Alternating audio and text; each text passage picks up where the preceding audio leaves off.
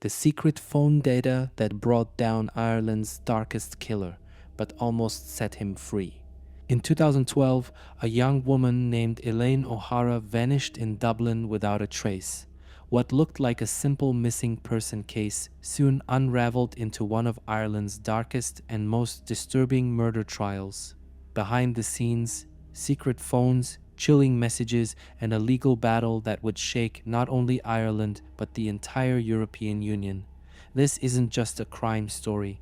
It's a case where phone data became both the smoking gun and the legal loophole that almost let a killer walk free.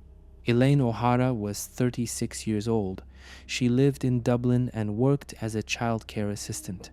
On the surface, she lived a quiet, private life. But beneath that, she struggled with personal issues, including mental health challenges. Elaine had been in and out of psychiatric care for years, battling depression and feelings of isolation. In search of connection, Elaine became involved in the BDSM community, where she met Graham Dwyer. Their relationship remained secret, one built on control, domination, and dangerous role play. What Elaine likely hoped would offer emotional escape instead led her into a situation far more sinister than anyone could imagine. On the morning of August 22nd, 2012, Elaine O'Hara left her home in Blackrock, Dublin. She was seen at a shopping center, and later that day, her car was found abandoned near Shanganagh Cemetery in South Dublin. At first, it appeared she may have taken her own life. Elaine had struggled with mental health, and there was no immediate evidence of foul play. For over a year, no trace of Elaine was found. Then, in September 2013, a man walking his dog near the Vartree Reservoir in County Wicklow made a discovery that would reopen the entire investigation. Personal items belonging to Elaine, including a set of keys, a bag, and handcuffs. Shortly after, human remains were recovered in the Dublin mountains. Through dental records, those remains were confirmed to be Elaine O'Hara. The mystery shifted instantly from a possible suicide to a suspected murder. As investigators dug into Elaine's life, they uncovered a secret that completely changed the direction of the case. Elaine had been involved in a BDSM relationship with Graham Dwyer, a 42-year-old married architect from Foxrock, Dublin. The police discovered that the two had been communicating through a pair of secret, prepaid mobile phones, what investigators later referred to as the master and slave phones. Through thousands of text messages, Dwyer had encouraged violent fantasies, manipulation, and dangerous forms of domination. The texts revealed deeply disturbing conversations where Dwyer spoke about stabbing, blood, and controlling Elaine's life completely. While these exchanges were shocking, they became crucial evidence. They showed how Dwyer exploited Elaine's emotional vulnerability, drawing her into a relationship where fantasy blurred dangerously with real life. In October 2013, Graham Dwyer was arrested and charged with Elaine O'Hara's murder. The trial began in January 2015 at the Central Criminal Court in Dublin and quickly became one of the most shocking in Irish legal history. The prosecution presented a chilling case. They laid out how Dwyer manipulated Elaine into meeting him the day she disappeared.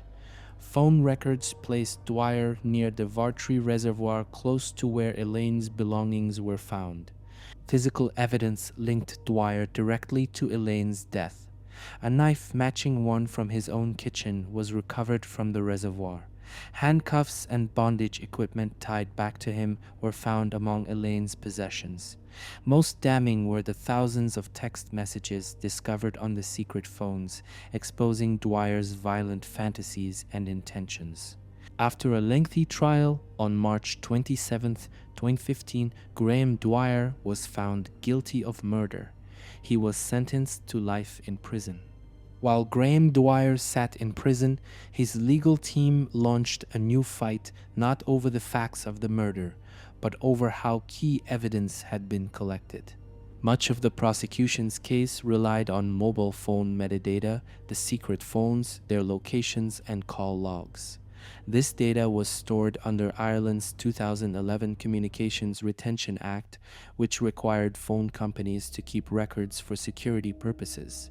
But in 2022, the Court of Justice of the European Union ruled that Ireland's data retention system violated EU privacy laws.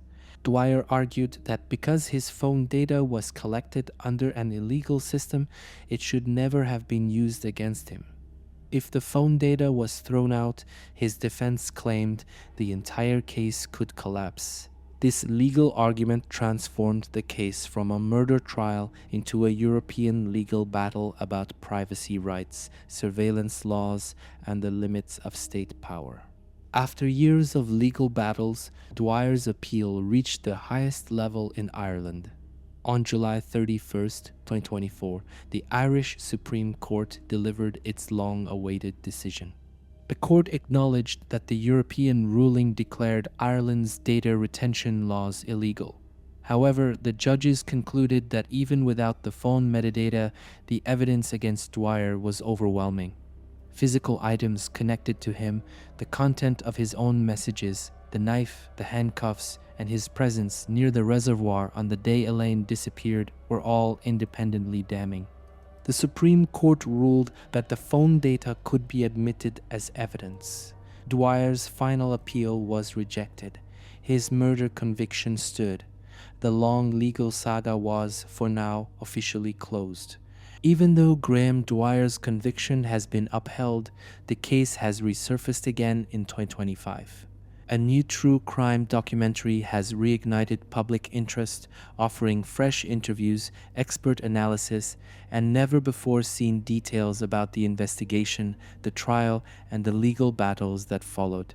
At the same time, the European Union's debates over data privacy continue to fuel controversy. Legal experts, journalists, and true crime communities across Ireland, Europe, and the United States are now revisiting this case as a perfect example of how privacy laws and criminal justice can collide. Podcasts, forums, and social media discussions are exploding again with questions. Was justice truly served? Should metadata be allowed in murder trials? Could future cases be affected by rulings like this?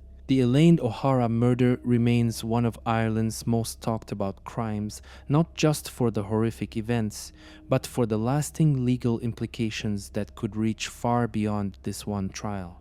The Graham Dwyer case leaves behind complex questions that continue to divide both legal experts and the public. On one side, many argue that the overwhelming evidence of Dwyer's guilt means justice was done, and that the use of phone metadata was crucial to securing that conviction. On the other side, privacy advocates warn that allowing illegally collected data could set a dangerous precedent, threatening citizens' rights across Europe.